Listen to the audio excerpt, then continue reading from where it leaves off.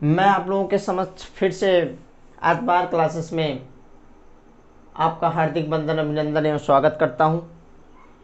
जैसा कि दोस्तों पिछले वीडियो में बात हम किए थे अनुसूची 7 तक।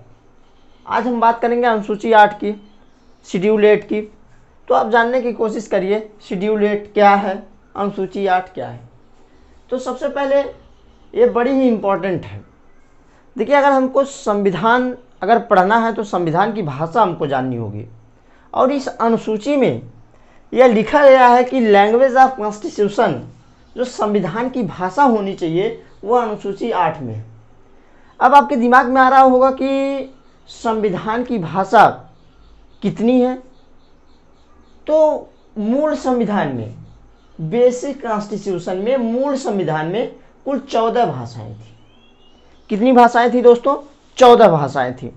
तो सबसे पहले अगर हम बात कर लें कि कौन कौन सी भाषाएं थी, तो सबसे पहले असमी, बंगाली, गुजराती, हिंदी, कन्नड़, कश्मीरी, मलयालम, मराठी, उड़िया, पंजाबी, संस्कृत, तमिल, तेलुगु, उर्दू। ये 14 भाषाएं जो थी वह मूल संविधान में संविधान की भाषा थी।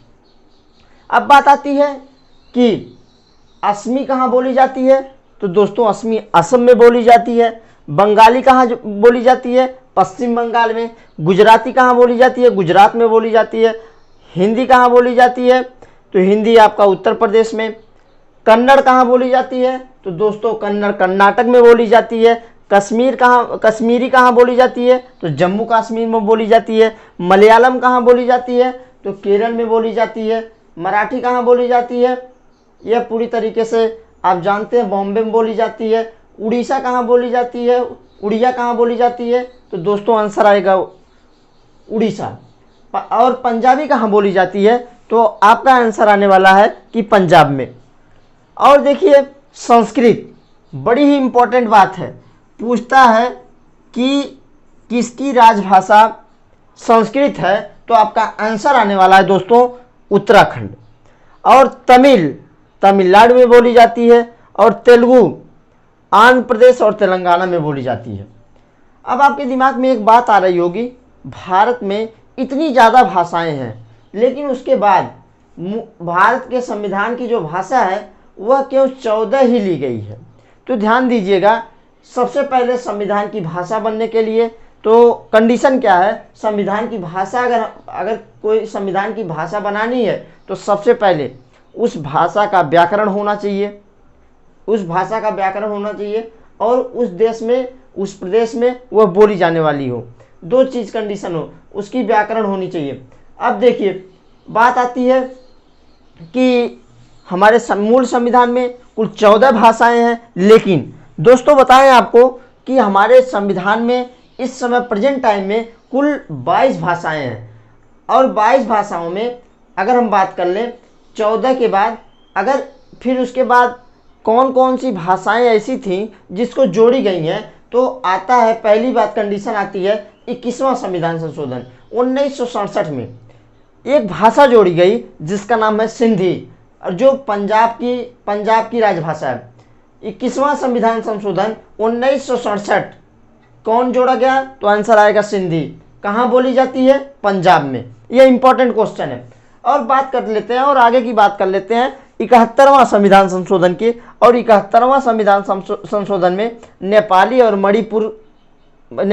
मणिपुर भाषा जोड़ी गई। अब आपको समझ में आ रहा होगा कि नेपाली बोली कहाँ जाती है।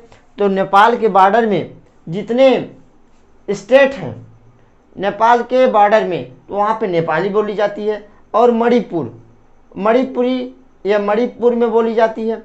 यह पूरी तरीके से आप समझ पा रहे हैं। 1992 में 71वां संविधान संशोधन हुआ था, जिसमें कोंकणी भाषा को भी संविधान की भाषा का दर्जा दिया गया।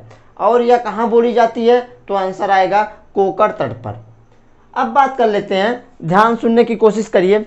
एक मोस्ट इंपॉर्टेंट संविधान संशोधन है, यह 92वां संविधान संशोधन 2003 में हुआ। इसकी कोडिंग क्या है? देखो दोस्तों, MBDS बार बार आप जानने की कोशिश करिए। MBDS, MBDS, MBDS, M for Maithili, B for Bodo, D for Dogri, S for Santhali. अब बात कर लेते हैं मैथिली कहाँ बोली जाती है दोस्तों। तो मैथिली कहाँ बोली जाती है? बिहार में। मैथिली कहाँ बोली जाती है? बिहार में। बोडो कहाँ बोली जाती है? असम और नागालैंड में। और डोगरी भाषा कहाँ बोली जाती है? तो हिमाचल प्रदेश और जम्मू कश्मीर में। और संथाली भाषा, बार बार आपसे बता रहे हैं, संथाली भाषा यह झारखंड में बोली जाती है। यह देखिए दोस्तों, ये तो बात आपकी रह गई अनुसूची। अब अनुसूची 9 की बात कर लेते हैं। अनुसूची 8 में बात किए कि संविधान की भाषा में कुल मिला जुला के पहले 14 भाषाओं की मान्यता थी, लेकिन संविधान संशोधन करते करते यह इस समय टोटल भाषाओं की संख्या जो हो गई है, वह टोटल भाषाओं की संख्या कितना है दोस्तों? तो आंसर आएगा आपका 22 भाषाएं हैं। अब देखिए, आप यह समझने की कोशिश करिए कि अनुसूची 9 यह वेरी इंपॉर्टेंट है। ये कॉम्पिटिटिव एग्जाम में क्वेश्चन पूछता है। अनुसूची 9 शेड्यूल 9 में अनुसूची 9 जो है वह भूमि सुधार के कानून के बेस पे अनुसूची 9 को प्रथम संविधान संशोधन। देखिए, हमारा संविधान में कुल 395 अनुच्छेद थे, लेकिन संविधान संशोधन लगातार होते रहे और लगातार होने के साथ साथ पहला जो संविधान संशोधन था दोस्तों वह 1951 में पहला संविधान संशोधन भूमि सुधार के कानून पर हुआ। और इसमें एक कहानी सुनाने की कोशिश करते हैं, एक स्टोरी बताते हैं। महात्मा गांधी का नाम सभी लोगों ने सुना होगा। महात्मा गांधी का यह विचार था कि यदि आप भारत के लोग हैं तो भारत में आप सभी लोग अपनी भूमि भारत को दीजिए और भारत देश को दीजिए, जिससे कि भारत में लोगों को रहने वाले लोग जो हैं उनमें धीरे धीरे परिवर्तन हो और सबके पास कुछ न कुछ ज़मीनें हों। यह चीज़ इसको प्रभावित होकर विनोबा भावे 1950 ईस्वी में यह बताए थे कि 1950 में यह बताए थे कि आप लोग सभी लोग भूदान आंदोलन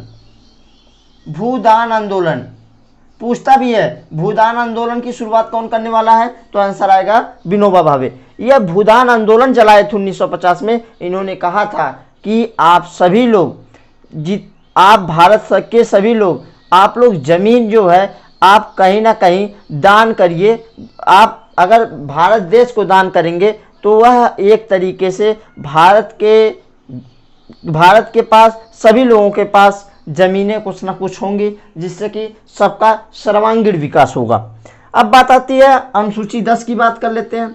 अनुसूची 10 की बात कर लेते हैं। देखते थे पहले क्या होता था कि जब चुनाव होते थे तो उसमें क्या होता था दोस्तों कि लोग जैसे कहते थे कि आप हमारे में आ जाइए, आपको हम मंत्री का पद दे देंगे। इससे क्या होता था कि जो विधायक या सांसद जीतते थे वह क्या करते थे कि वह एक दूसरे में, जब वह अगर बहुमत नहीं होती थी तो वह आपस में दल बदल कर लेते थे। दल बदल करने का क्या रीज़न था? दल बदल करने का बस एक ही कारण था कि यहाँ पे वह विधायक होते थे, यहाँ पे वह सांसद होते थे, लेकिन जब वह दूसरे पार्टी को ज्वाइन करते थे तो वहाँ पे कुछ ना कुछ उनको बड़ा पद दे दिया जाता था, मंत्री का पद दे दिया जाता था। लेकिन यह अनुसूची 10 में यह बात हम कर लेते हैं। 1984 में इंदिरा गांधी की मृत्यु हुई, और जब इंदिरा गांधी की मृत्यु हुई, इंदिरा गांधी हमारे देश की जो प्रधानमंत्री थी, जब उनकी मृत्यु हुई